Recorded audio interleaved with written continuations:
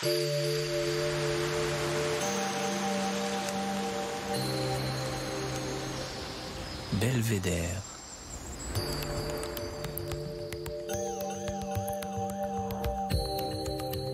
Le podcast du département de l'Isère.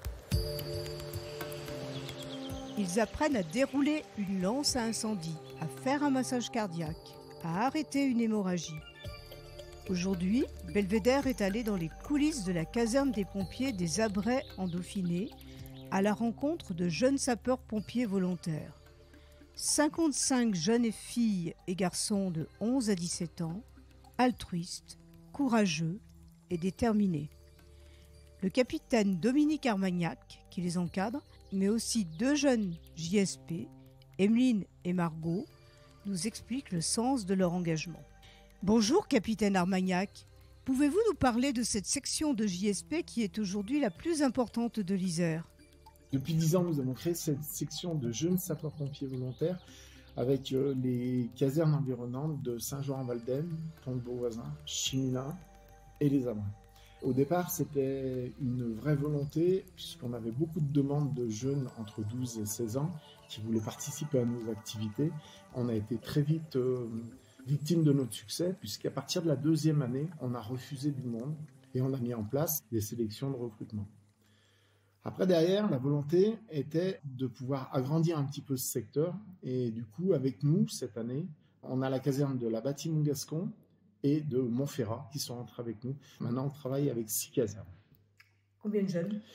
Aujourd'hui, 54 jeunes. Il faut avoir 11 ans révolus, être rentré au collège ou être dans l'année où on rentre au collège et faire partie des communes défendues par les 6 casernes qui font partie de l'association. Des aptitudes particulières, des tests ? On a un petit test écrit avec un contrôle de connaissances et 2-3 questions ouvertes et 2-3 exercices de mathématiques très basiques, mais pour voir comment l'enfant se situe un petit peu au niveau scolaire.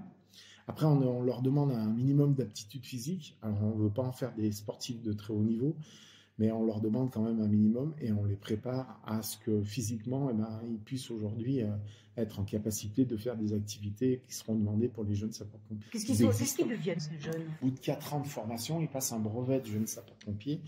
Ce brevet de jeune sapeur-pompier, il donne le droit, quand on veut rentrer dans des écoles supérieures de sécurité ou des écoles de sécurité simplement, à des points supplémentaires. Et s'ils veulent faire une carrière de sapeur-pompier, ils sont prioritaires dans les concours.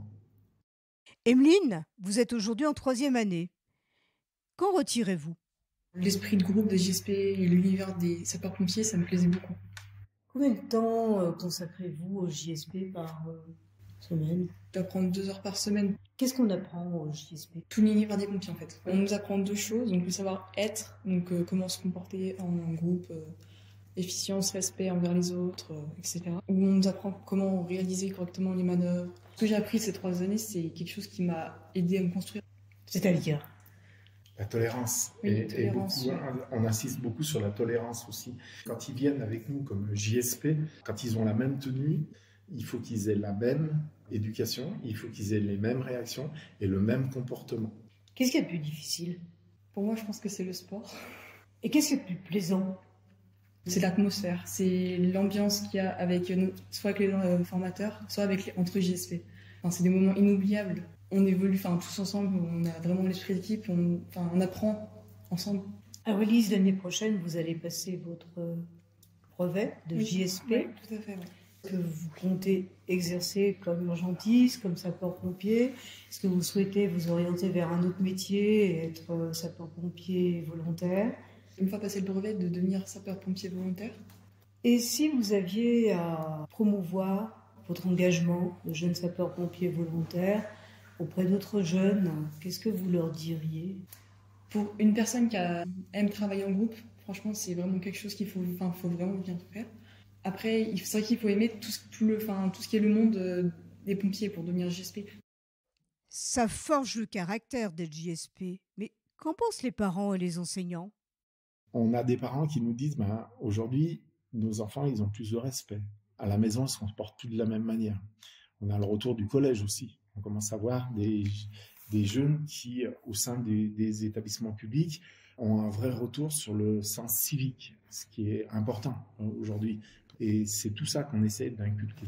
On leur fait faire des choses qui sont anormales, on leur fait faire des choses qui ne sont pas courantes. Les sports qu'on leur fait pratiquer, c'est du sport adapté aux pompiers, donc forcément, ce n'est pas du sport qu'ils feront au collège, ce n'est pas du sport qui se fera en club, c'est du sport qu'ils feront que aux pompiers. Et les exercices qu'on va faire et les manœuvres qu'on va faire, c'est pareil. Quand samedi dernier, on est allé faire les ascenseurs, on leur a montré des choses sur les ascenseurs que personne ne verra dans sa vie courante, quoi. La partie secouriste qui est hyper importante. Aujourd'hui, en 3e année, on n'a que des secouristes qui sont aguerris. Ils savent faire, ils savent porter secours, ils savent appeler les secours. Ah, il y a Margot qui vient tout juste de nous rejoindre. Elle finit son cursus de JSP cette année et souhaite nous dire quelques mots. C'était une grande passion. Avant, je voulais faire médecin urgentiste. Et du coup, je m'étais dit que c'était une porte ouverte pour commencer à apprendre le métier. Du coup, je me suis engagée. Donc, j'ai passé des examens avec le capitaine. Ensuite, je suis rentrée, j'ai fait mes 4 années. Ça m'a appris beaucoup de choses, du cadre, de la discipline. Et ce que je vais en faire après, c'est que j'aimerais vraiment être pompier volontaire. Alors, si tu avais à faire la promotion des JSP auprès d'autres jeunes, ce que tu leur dirais? Que c'est très utile dans la vie de tous les jours pour s'organiser, pour mieux apprendre. Que c'est une belle famille aussi, enfin, qu'on s'entend tous très bien et qu'il y a des liens qui se créent. Capitaine Armagnac, les pompiers vous prennent beaucoup de temps, mais vous avez sans doute un belvédère en Isère qui vous permet de reprendre votre souffle entre 2 interventions. C'est Mins. Mins, c'est un très très beau village. C'est rural, c'est familial et c'est très très bien entretenu. Voilà. Et vous, Emeline, quel est votre belvédère en Isère? Mon belvédère en Isère, moi je pense que ce serait plus tous les paysages qu'on peut voir depuis Saint-Pierre de Chartreuse. Et enfin la Chartreuse en général, franchement, ouais, la montagne, c'est quelque chose auquel je tiens beaucoup. Belvédère, c'est fini pour aujourd'hui. Ce podcast a été réalisé par Annick Berlioz avec le concours de Véronique Granger pour l'enregistrement. Le mixage est signé Émilie Vadel du studio Scadian Co et la musique Denis Morin de Vague Imaginaire. Si vous avez aimé, vous pouvez nous retrouver sur isère.fr et sur toutes vos plateformes de podcasts préférées. À très bientôt!